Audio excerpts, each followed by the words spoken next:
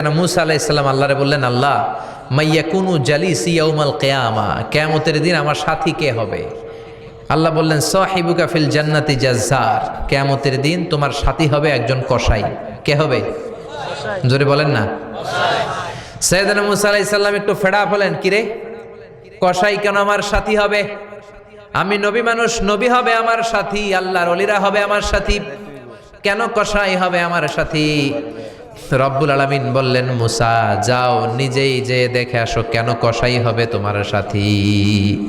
সাইয়েদনা মুসা আলাইহিস সালাম কসাইয়ের দোকানে গেলেন, যে দেখে না কসাইয়ের স্পেশাল কোনো আমল নাই, খালি গোশত কাটে। কি কাটে?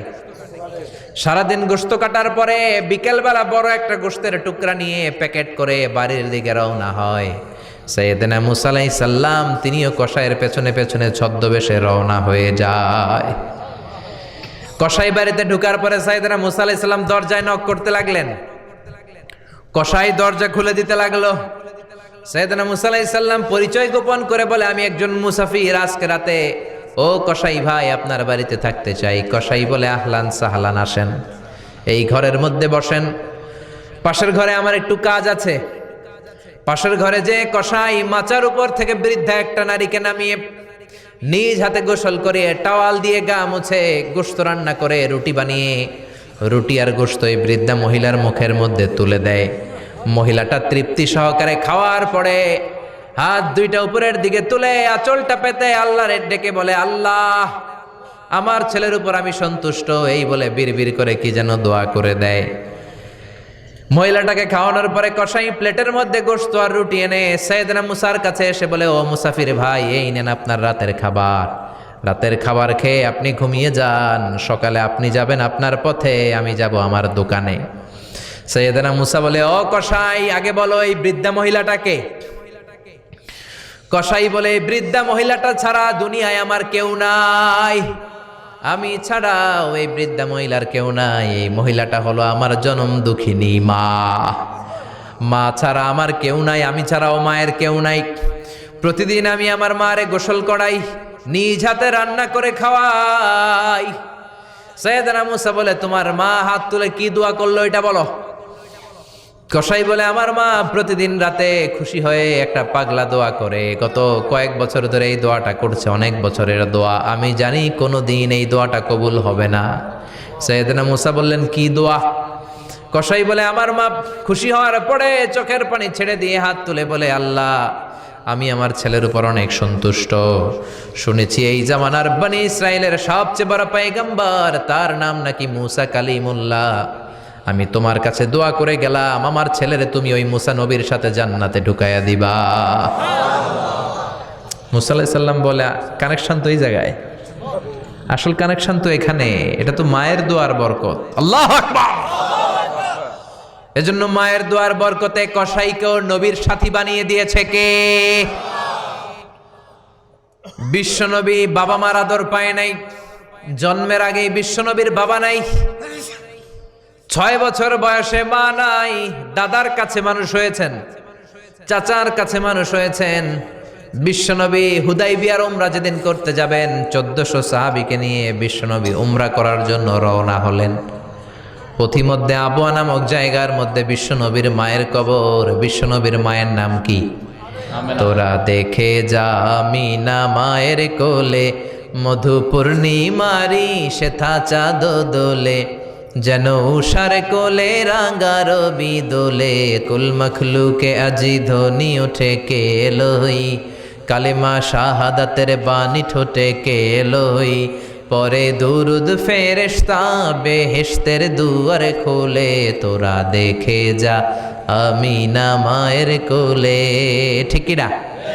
মায়ের কবর বলল সামনে, জায়গার নাম আবওয়া, ছোট্ট একটা টিলা।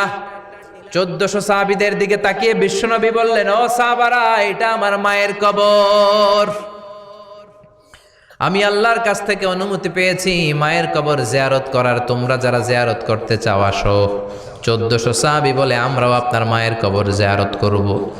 বিশ্বনবী 1400 সাহাবীরে বললেন, জিয়ারত করার সময় কেউ কিন্তু কান্নাকাটি করতে পারবা না, 1400 সাহাবীকে কান্নাকাটি করতে নিষেধ করে বিশ্বনবী যখন নিজের মায়ের কবরের সামনে দাঁড়ালেন, বিশ্বনবী ছোট্ট বাচ্চার মতো হাউমাউ করে কান্না শুরু করে দিলেন। বিশ্বনবীর কান্না দেখে 1400 সাহাবাও কান্না শুরু করে দিল। বিশ্বনবী 1400 সাহাবীদের দিকে তাকিয়ে ধমক দিয়ে বলে, তোমরা কাঁদো কেন?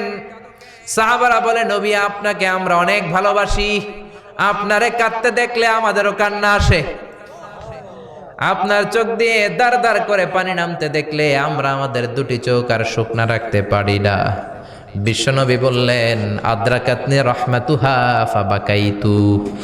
আমার ছোটবেলার স্মৃতি মনে পড়েছে, আমার মা যে আমারে আদর করেছে ওই স্মৃতিগুলো আমার মনে পড়েছে। আমার মা আমেনা আমারে জাইতুনের তেল মালিশ করে দিত গায়ে, আমার মা আমেনা আমারে জামা পরিয়ে দিত, কোলে নিত, আদর করতো, চুমু খেত। ওই স্মৃতিগুলো আমার মনে পড়েছে, তাই আমি কাঁদি, তোমরা কাঁদো কেন? বিশ্বনবী মায়ের আদর পায় নাই, কিন্তু মায়ের কবরের সামনে দাঁড়িয়ে ছোট্ট বাচ্চার মতো কেঁদেছে। এজন্য মায়ের দোয়ার দরকার আছে না নাই? বিশ্বনবী কানা ইউকাসিমুল আহমান ফিল জিআররানা, জিআররানা নামক জায়গার মধ্যে বিশ্বনবী কুরবানির গোশত বিতরণ করছেন। কিসের গোশত? বাংলাদেশে কুরবানির গোশত বিতরণ হয় কি হয় না? জোরে বলেন।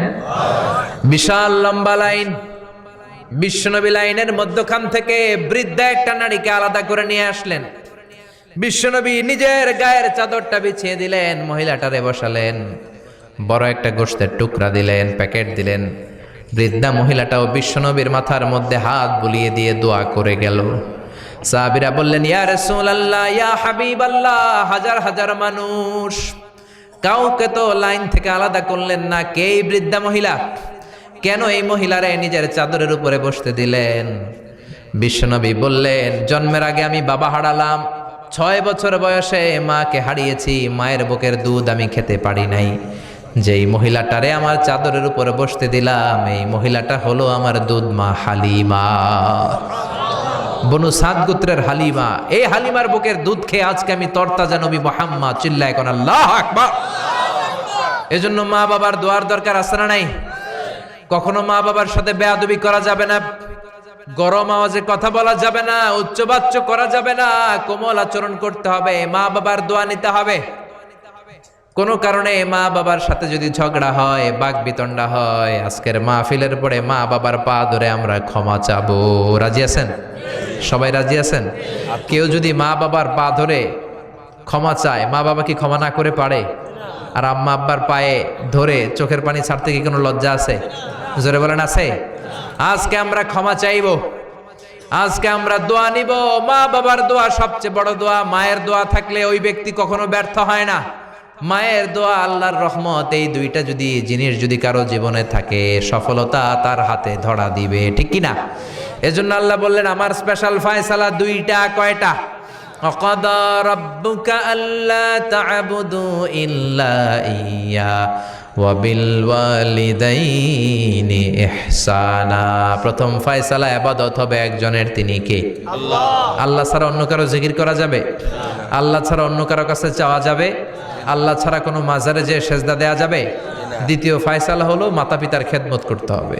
আমরা যতটুকু পারি মা বাবার জন্য অর্থ ব্যয় করব, তাদের খেদমত করব, তাদের কাছ থেকে দোয়া নিব। আমাদের জীবনকে উজালা করে দিবে কে?